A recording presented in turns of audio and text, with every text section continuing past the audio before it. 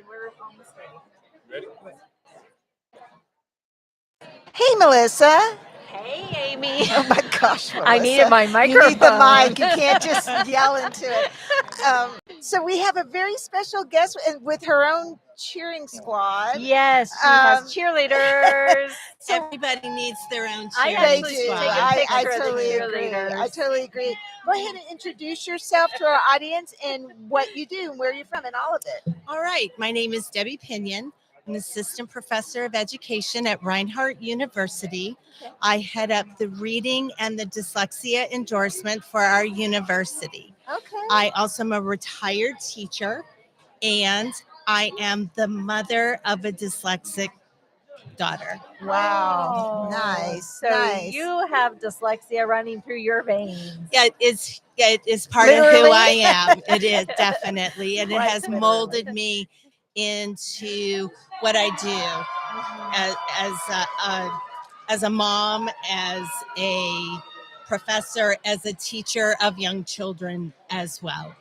So I'm very excited to hear about this because I'm a qualified instructor. So I'm training teachers to practitioner therapists and other qualified instructors. And one of the things we're noticing that our pre-service teachers or teachers that are still in college are not getting the information they need when they start to go to teach.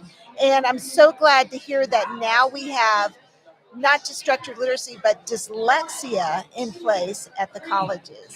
Well, that's because they didn't choose to come to Reinhardt University. So at Reinhardt, we definitely put a huge emphasis on structured literacy. We also have classes for assessment so that we can assess students and track their learning. Then they also see me again during their student teaching experience, and I help them with their ELA lessons and lesson plans. So we all know, and it's kind of a joke at Reinhardt, 1 in 5, if you know, you know. So 1 in 5 of your students in your classroom are going to have some degree of dyslexia. It might be mild, it could be more severe. Just like anything, there are going to be variance in every classroom, but anything you do for a child with dyslexia just raises the boat for everybody in your class.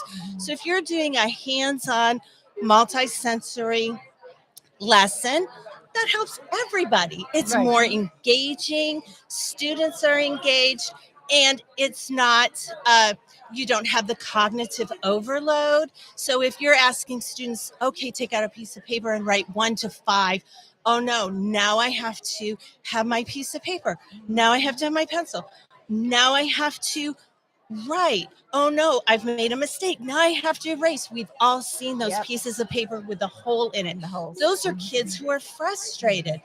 How much better if I have a letter tile, if I have a whiteboard? How easy is that? That's easy for your gifted kid, that's easy for your dyslexic kid. Nobody feels that pressure, and everybody then can read. Well, not to mention, there's also that component of a child who has dyslexia doesn't feel like they're inferior to their peers because everybody's doing the same thing. And also, I think about the fact that when I was going through my elementary education coursework, we had to listen to a child reading to learn how to take running records. And I was taking the running record and I was thinking, well, geez, he's making a lot of mistakes. But they didn't say anything about what's causing these mistakes. I wanted to know more information, but of course it didn't tell us anything to do with this information. So I'm really stunned to know that that's my experience, and I'm thrilled to hear that you guys are doing something Well, that differently. was my experience. I graduated in 1980 something or another, and that was my experience. But then I knew that my daughter, who was born in 1985, so 1990, she went to kindergarten, and I knew that I knew ahead of time because I knew some things. I knew she was clumsy. I knew she put her shoes on backwards. Yeah. I knew she had some spatial difficulties, that she would run into things. So I already knew before she went to school that there was something different about Melody. And but she was just so articulate, and she was bubbly, and she could command a room.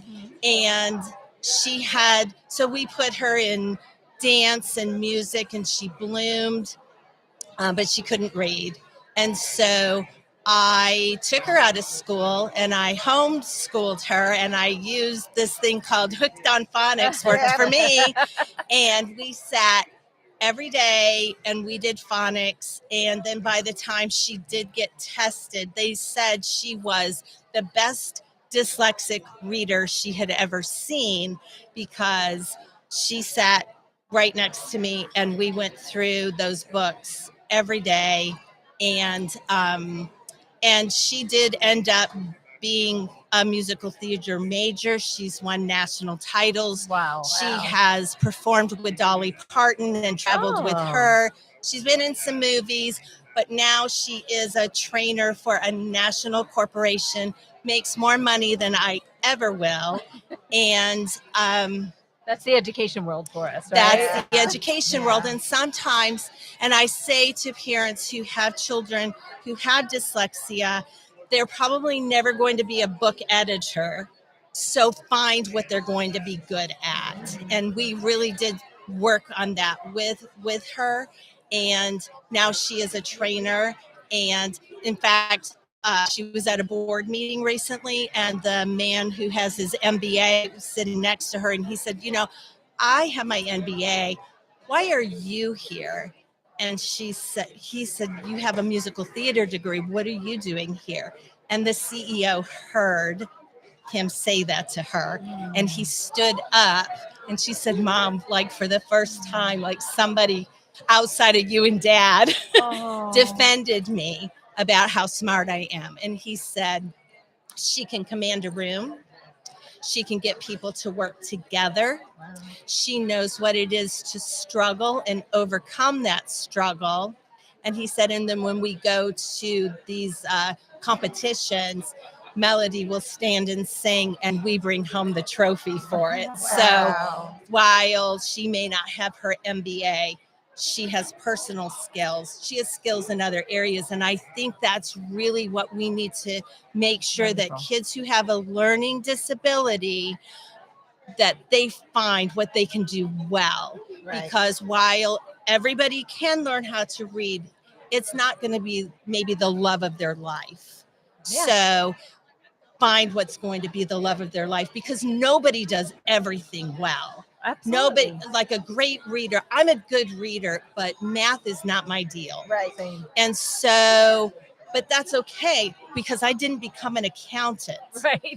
I became a teacher to teachers. And I tell my teachers, listen, mediocre is already taken. You are going to be excellent, because you're going to be in a classroom with kids who are going to struggle. And you're going to say, baby, I understand this struggle. I'm going to help you. Yeah. And so we're not going to read aloud in front of the class. I'm not going to time you. Right. I'm going to see what you need working. Hey, I know these word patterns. If you're struggling to read the word hat, then I can give you mat and cat and rat and fat until you learn them. It's not that you can't, it's just going to take you more time. And I got all the time in the world. Yeah. Just because you can't do it at 8 doesn't mean you can't do it at 9. Doesn't mean you can't do it at 10. You're going to learn this, and I'm going to make sure you do, because I know you're not stupid. Other people may say that you are, but I know you're not. And I'm going to make sure that you can do this. I have no words. I love your passion. I have no words. Yay, there are my students. There's this one of my students right there. And I heard her this morning. She was talking to one of my other students, and they were riding up the escalator. And they said, well, how was your first session? Oh, it was great. But Mrs. Pinion already taught us that. So my heart is full. So I'm glad they took the opportunity to come with me. So how wonderful. I- And I'm just, like I said, so appreciative that we're seeing it now more and more at the university level. Right. You know, I'm, and I wasn't in college in the 80s. Well, no, I was in college in the 80s. But they were teaching us whole language.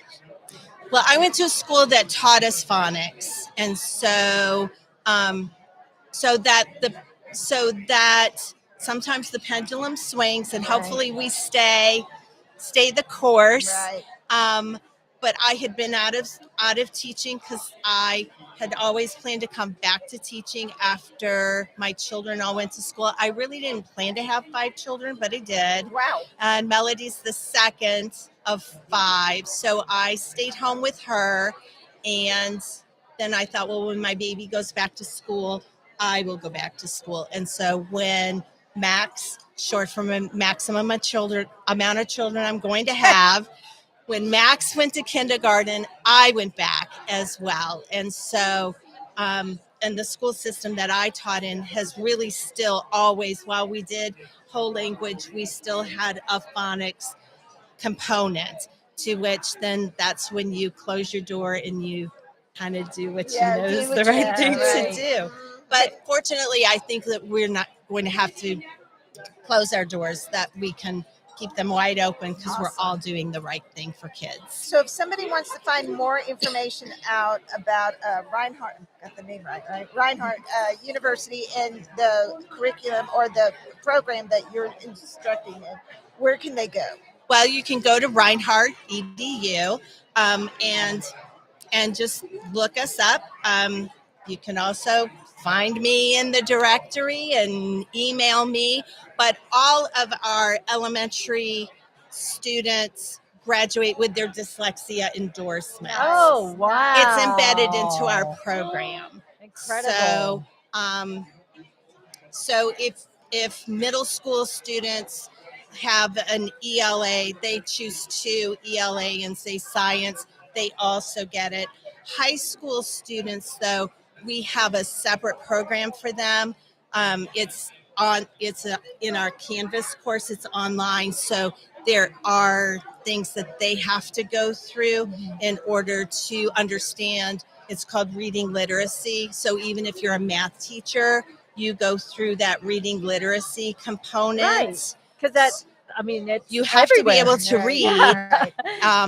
And I have a high school student this semester in one of my classes, and I said, you know everything about Shakespeare, but if you can't comprehend Shakespeare, what are you going to do? Yeah. And he said, and so I said, well, I've got a course for that. So they work through some structured literacy as well. Wonderful. Nice. Okay, so where is Reinhardt? We have shirts that say, where is Reinhardt? That's funny that you would ask. Well, it's in Reinhardt, Georgia. So it's in Waleska, Georgia, and beautiful mountains, beautiful campus. You come see us. Yeah. So Okay. find our reinhardt.edu, and we will meet you at the gate and be happy to give you a tour of our beautiful campus. It's in the foothills of the mountains, and We would love that. Great drive. We'd love that. We can take our show on the road. And we'll bring Take your show on the road. I have a card. I'll Live give at you my Reinhardt card. University.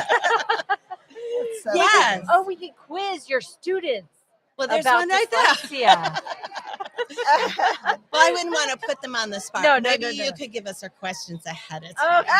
Okay. we teach the information. Yes. Spoken like a true teacher. Well, right? I want them to do well. Yeah. They're a reflection of me. So funny. Well, we've really enjoyed having you on today. Thank you Yes. so much for stopping by. Thanks Thank for you, having Debbie. me. So Aw. I'll look forward to your podcast on the road. Yes, All right. definitely. Okay. Thank you. Thank you. Bye. Bye, y'all.